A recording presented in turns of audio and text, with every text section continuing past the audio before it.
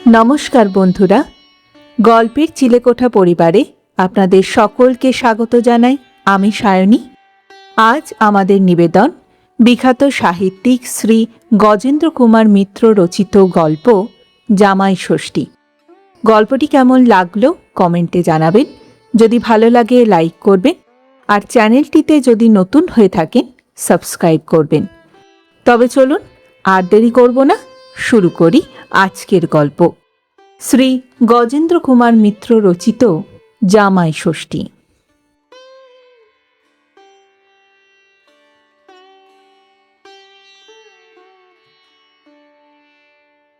ইলিশ মাছ, মাংস, নতুন বেগুন, মিষ্টান্নের হাড়ি প্রভৃতি লইয়া প্রিয়নাথ ঘর্মাক্ত কলেবরে বাড়ি ঢুকলেন। বললেন, ওগো, শুনছ? এ হাঁড়িটা নামিয়ে নাও দেখি আগে। গেল বুঝি পড়ে?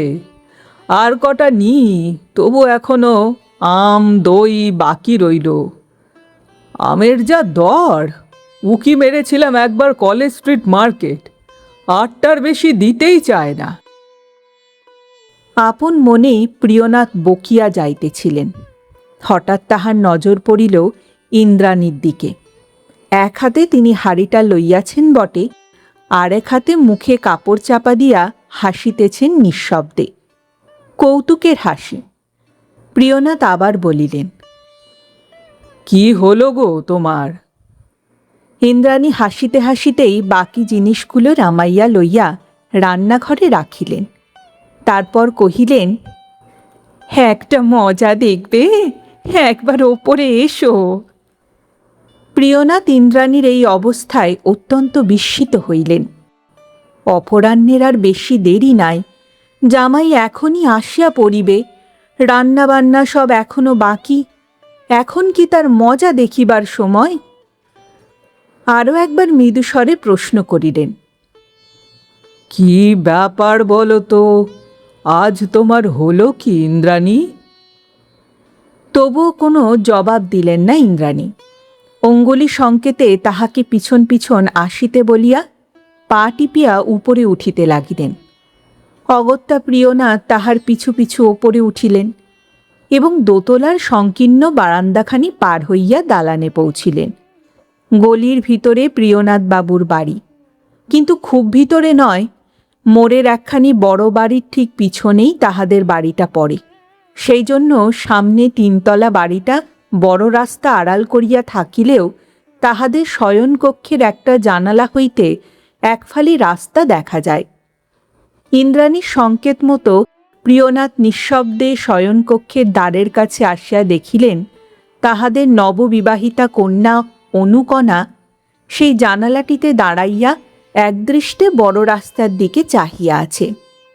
অনেকক্ষণ লোহার গড়াদে কপাল চাপিয়া থাকার ফলে লৌহদণ্ডের 2টা রক্তিম ছাপ নিবিড় হইয়া ফুটিয়া উঠিয়াছে তাহার কপালের 2 দিকে। প্রথমে প্রিয়নাথ ব্যাপারটা বুঝিতে পারেন নাই। একটু পরেই তাহার মুখে কৌতুকের হাসি দেখা দেয়। তিনি একবার প্রসন্ন মুখে গৃহিণীর মুখের দিকে চাহেন, তাহার পর আগের মতোই চুপি চুপি নিচে নামিয়া আসেন। ইন্দ্রাণী নিচে নামিয়া আসিয়া মন্তব্য করিলেন, আজকালকার মেয়েদের আর বিয়ে হবার জো নেই গো। ব্যাস, বর ছেড়ে একটি মিনিটও থাকা চলে না। প্রিয়নাথবাবু জবাব দিলেন, হ্যাঁ, দোষটা আজকালকার মেয়েদেরই বটে। তুমি ঠিক ওই জানলায় অমনি করে দাঁড়িয়ে থাকতে না বুঝি? যেমন মা তেমন মেয়ে হয়েছে, ওর দোষটা কি?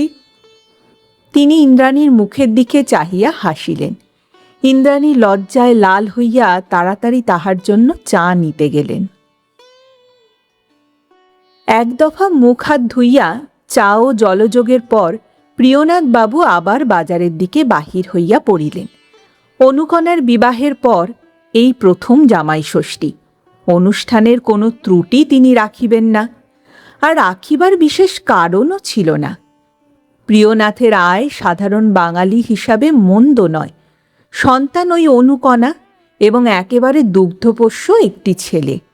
সংসারে অন্য বাড়তি লোকও বিশেষ ছিল না। একটিমাত্র বিধবা বোন, তাহাতে বরং সাশ্রয়ী হতো, সে বোনেরও স্বতন্ত্র আয় ছিল। প্রিয়নাথ চলিয়া গেলে ইন্দ্রাণী তাড়াতাড়ি কাজে মন দিলেন। অনেক রান্না তখনও বাকি, বেলা আর বেশি নাই। ননদ শান্তির রান্না ভালো, তিনি রাঁধিতেছিলেন। ইন্দ্রাণীর কাজ শুধু জোগাড় দেওয়া, কিন্তু এসব ব্যাপারে জোগাড় দেওয়াতেই খাটুনি বেশি। কিন্তু সহস্র কাজের মধ্যেও কথাটা ইন্দ্রাণী মন হইতে দূর করিতে পারেন নাই। বারবার তাহার নিজের যৌবনের কথা মনে হইতেছিল। ঠিক ওই বয়সেই তাহারও বিবাহ হইয়াছিল, এবং ওইভাবেই প্রত্যহ তিনি স্বামীর আগমনের পথ চাহিয়া থাকিতেন। আশ্চর্য, আজ সেই বিশেষ গড়াত্তিতে অনু মাথা রাখিয়াছে। শুধু কি এখানেই? পিত্রালয়ে গেলেও তিনি স্বামীর আসার দিনটিতে বারবার রাস্তার দিকের বারান্দায় গিয়ে দাঁড়াইতেন। এজন্য ভাই বোনদের কাছে কত লাঞ্ছনা সহিতে হইয়াছে। ভাগ্যিস তাহার বাড়িতে বেশি লোকজন নাই, নইলে আজ অনুকণারও রক্ষা থাকিত। কথাটা মনে হইয়া ইন্দ্রাণী আপনা আপনি হাসিয়া উঠিলেন।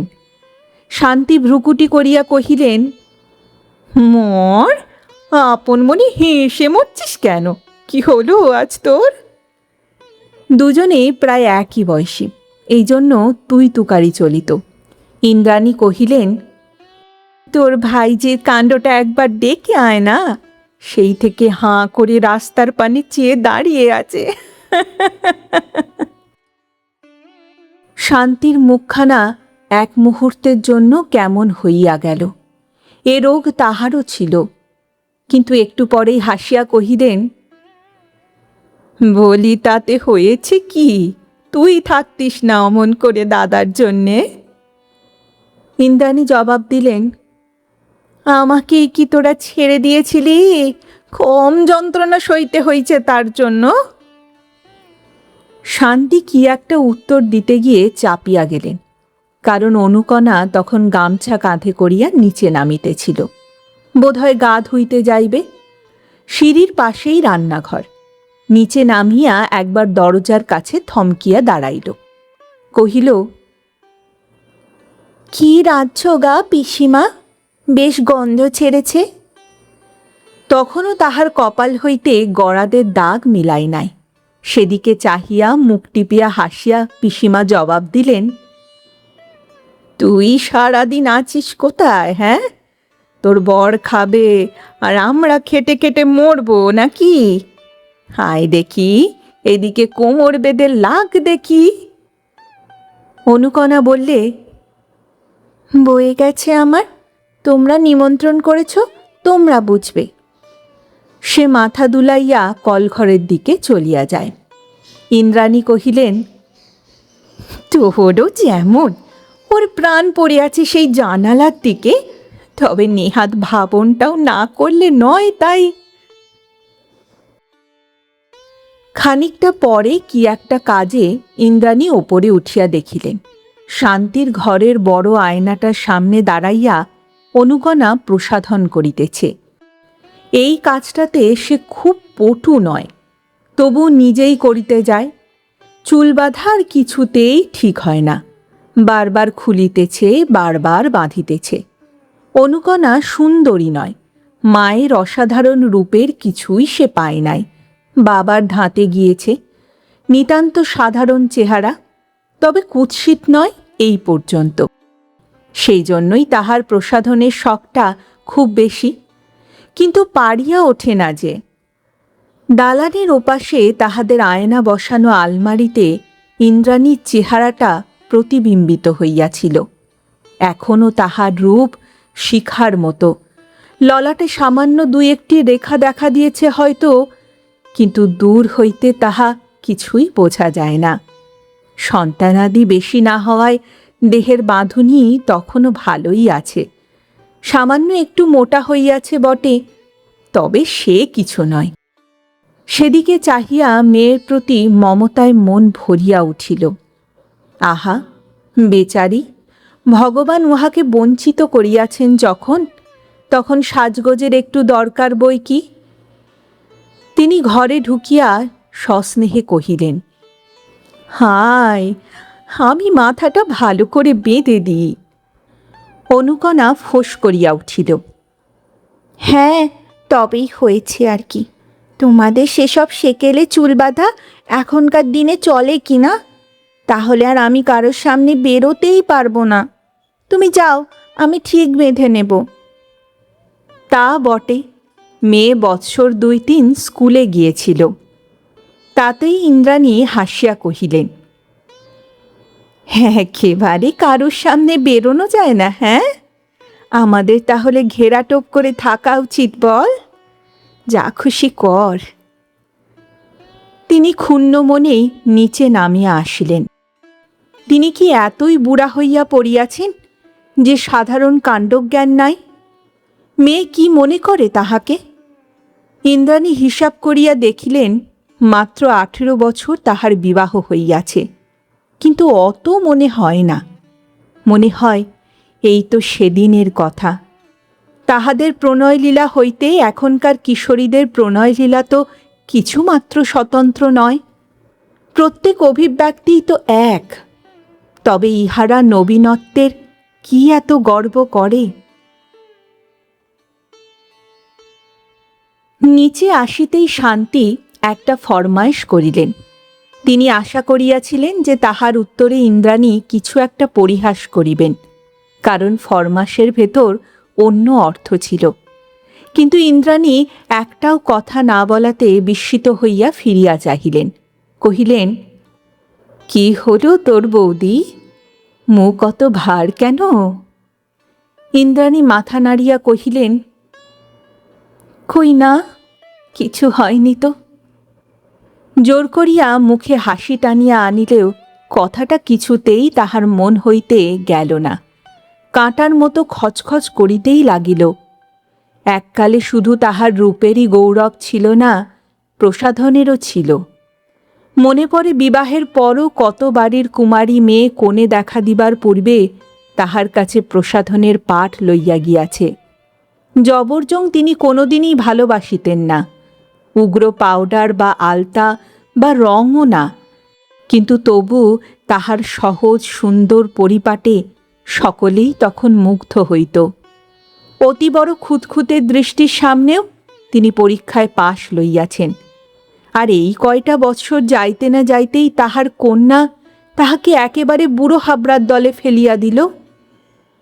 অথচ এই অনুকণা জন্মিবার পরই ঘটনাটা মনে পড়িয়া গেল। তাহার স্মৃতিকার মতো চেহারা খুব খারাপ হইয়া যায় তখন। ঠিক সেই সময় লাহোর হইতে চিঠি আসিল যে দীর্ঘ 12 বছর পরে তার জ্যাঠশ্বশুর বাড়ি আসিতেছেন, এবং আসিতেছেন শুধুমাত্র ইন্দ্রাণীকে দেখিবার জন্য। শ্বশুর তো ভাবিয়াই আকুল। স্পষ্টই একদিন বলিলেন, বৌমা, তোমার রূপের কত প্রশংসা করে চিঠি লিখেছি, এখন এই অবস্থায় দেখে দাদা কি মনে করবেন কে জানে। ইন্দ্রাণী হাসিয়াছিলেন সেদিন মনে মনে। তাহার পর জ্যাঠশ্বশুর যখন সত্য সত্যই আসিয়া পৌঁছলেন এবং ইন্দ্রাণীর ডাক পড়িল, তখন ইন্দ্রাণীকে দেখিয়া শুধু জ্যাঠামশাই বিস্মিতই হন নাই, তাহার শ্বশুরও হইয়াছিলেন। আড়ালে ডাকিয়া বলিয়াছিলেন, বৌমা, তোমার চেহারা কি ভোজবাজিতে বদলে গেল?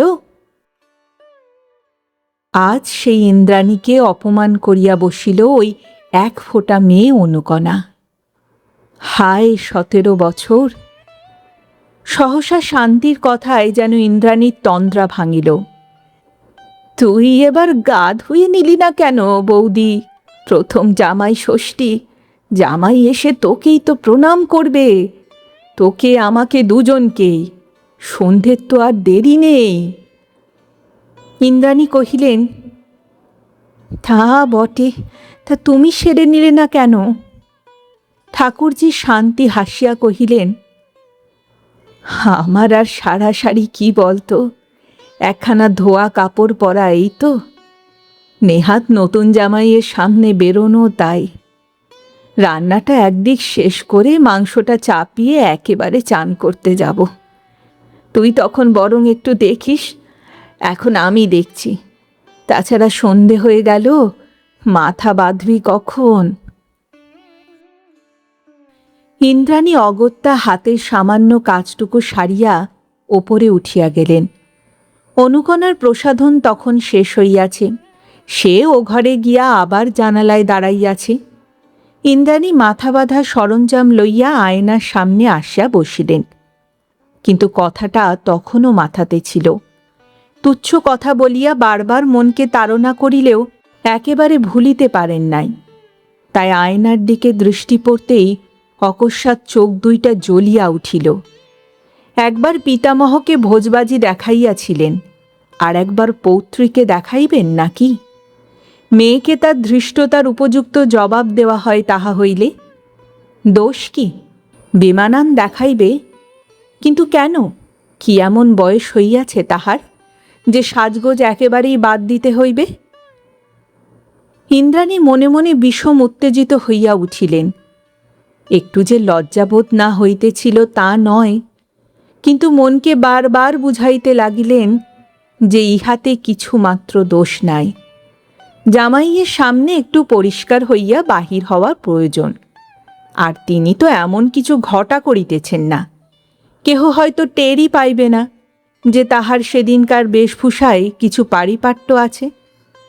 কিন্তু মাথা বাঁধিবার সময় ইন্দ্রাণীর হাত কাঁপিতে লাগিল। প্রসাধন শেষ করিয়া কাপড় বদলাইতেছেন, এমন সময় নিচে জামাতার কণ্ঠস্বর শোনা গেল। ঝিকে প্রশ্ন করিতেছে, মা কোথায় হরির মা? দ্রুত হাত চালাইয়া কাপড় পরা শেষ করিয়া ফেলিলেন তিনি। অনিল ইহারই মধ্যে আসিয়া গেল। সবে তো সন্ধ্যা হইয়াছে, প্রিয়নাথ বাবুও ফেরেন নাই যে তিনি অভ্যর্থনা করিবেন। শান্তির তখনও স্নান পর্যন্ত সারা হয়নি। না, তাহাকেই আগে দেখা দিতে হইবে, উপায় নাই। ততক্ষণে অনিলের পদশব্দ সিঁড়িতে শোনা যাইতেছে। অনুকণা মাথায় কাপড়ের প্রান্তভাগটুকু তুলিয়া দিয়া বাহিরে আসিয়া দাঁড়াইল। দালানের বড় আলোটা সে আগেই জ্বালিয়া দিয়াছিল। সিঁড়ি দিয়ে উঠিয়া উজ্জ্বল আলোতে আগে তাহাকেই নজরে পড়ে এমনই একটা গোপন ইচ্ছা বোধহয় ছিল। হইলেও তাহাই। চোখে চোখে মিলিতেই প্রচ্ছন্ন হাসি ফুটিয়া উঠিল দুজনের চোখে। তবু রীতির অনুরোধে অনিল প্রশ্ন করিল, মা কোথায়? তাকে প্রণাম করতে হবে যে। অনুকণা ডাকিল, মা। তাহার পরই ইন্দ্রাণী বাহিরে আসিয়া দাঁড়াইলেন। উজ্জ্বল আলো তাহারও মুখে চোখে আসিয়া পড়িয়াছে। ফিরিয়া দাঁড়াইয়া সেদিকে চোখ পড়িতেই বিস্ময়ে অনিল যেন পাথর হইয়া গেল। শাশুড়িকে সে তো কয়েকবারই দেখিয়াছে, তবুও তিনি কি এত রূপসী? তার এত অল্প বয়স? সে পলকহীন চোখে চাহিয়া রহিল। প্রণাম করার কথা তার মনেও পড়িল না। অনুকণারও বিস্ময়ের সীমা ছিল না। সহজ কবরী রচনা, সামান্যতম পাউডার এবং সাধারণ একখানা ঢাকাই শাড়ি এমন ইন্দ্রজাল রচনা করিতে পারে? আশ্চর্য! ইন্দ্রাণী যখন প্রসাধন করিয়াছিলেন তখন একমাত্র কন্যার অবহেলায় প্রতিশোধ লইবার ইচ্ছাটাই নেশার মতো পাইয়া বসিয়াছিল। আর কোনো কথা তাহার খেয়ালও ছিল না। জামাতার কথাও তিনি ভুলিয়া গিয়াছিলেন।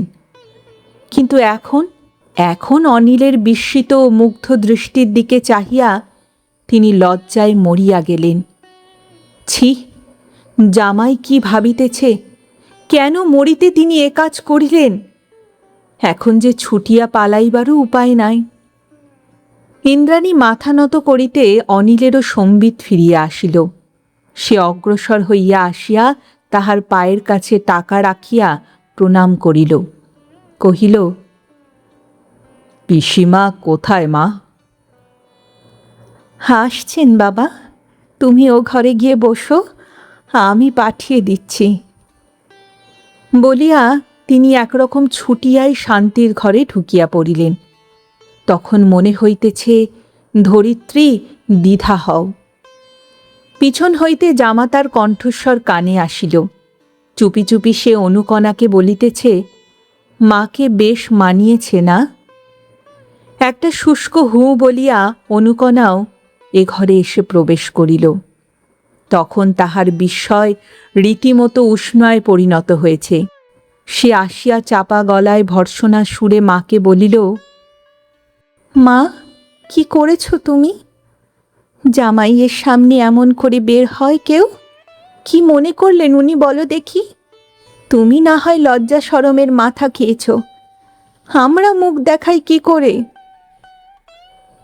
খুব বিচলিত না হইলে এ ভাষা অনুকণার মুখ দিয়া বাহির হইত না। জবাব ইন্দ্রাণীর মুখের কাছেই আসিয়াছিল। একবার ভাবিলেন তিনি যে বলেন, কেন রে, আমি তো কিছুই জানি না। তাছাড়া তোর মতো রোজ লিপস্টিক, পেইন্ট, রঙিন কাপড় কিছুই তো ব্যবহার করিনি, তবে তোর এত ঝাল কেন? কিন্তু কি যেন একটা দুর্নিবার লজ্জা আসিয়া তাহার কণ্ঠ রোধ করিয়া ধরিল। তিনি কোনো কথাই কহিতে পারিলেন না। কন্যার উপর বিজয়গর্বের কণামাত্র তাহার আর ভোগ করা হইল না। দ্রুত পদে নিচে নামিয়া গেলেন তিনি। কিন্তু সিঁড়ি দিয়া নামিতেই প্রিয়নাথের সহিত দেখা হইয়া গেল। তখন দ্বিতীয় দফার বাজার সারিয়া ফিরিতেছিলেন। বাড়িতে ঢুকিতে ঢুকিতে প্রশ্ন করিলেন, কি গো, জামাই এসে গেছে নাকি? তখন আলো আধারে অতটা ঠাওর হয় নাই। এখন উঠানে পা দিতেই ইন্দ্রাণীর দিকে চাহিয়া তার চোখ ধাঁধিয়া গেল। তাহার মুহূর্তের জন্য হয়তো চোখে মুগ্ধ দৃষ্টিও ফুটিয়া উঠিল, কিন্তু পরক্ষণেই ঈষৎ বিদ্রূপের সুরে কহিলেন, এ করেছ কি? আজকের দিনে এমন করে কেউ সাজে? জামাই দেখলে কি ভাববে বলো দেখি? হয়তো মনে করবে তুমি তার মন ভোলাতে চাও। অপ্রস্তুত ইন্দ্রাণী ঢাকাই শাড়ির আঁচলটা গা হইতে খুলিয়া লইয়া চরচর করিয়া খানিকটা ছিঁড়িয়া ফেলিলেন। হাঁপাইতে হাঁপাইতে রুদ্ধ কণ্ঠে কহিলেন, হলো তো, বাপ বেটির মনস্কামনা সিদ্ধ হলো তো। এখন হরির মার একখানা ছেঁড়া কাপড় এনে দাও, পরি আমি। হতভম্বের মতো খানিকটা চাহিয়া থাকিয়া প্রিয়নাথ কহিলেন, কি হলো আবার? হবে আর কি, আমি তোমাদের বাড়ির দাসী বাদি না? সে কথা ভুলে একখানা ফর্সা কাপড় পরেছিলাম, এই তো আমার অপরাধ। যাক, সে অপরাধ আর হবে না। ওই হরির মার কাপড় পরেই আমি জামাইয়ের সামনে বেরোবো। শান্তি রান্নাঘর হইতে বাহির হইয়া আসিয়া কহিলেন, কি হয়েছে বৌদি? ইন্দ্রাণী একেবারে তাহার গলা জড়াইয়া ধরিয়া বুকে মুখ রাখিয়া হু হু করিয়া কাঁদিয়া ফেলিলেন। কহিলেন, ঠাকুরজি, এরা যা মুখে আসে তাই বলে, তাই।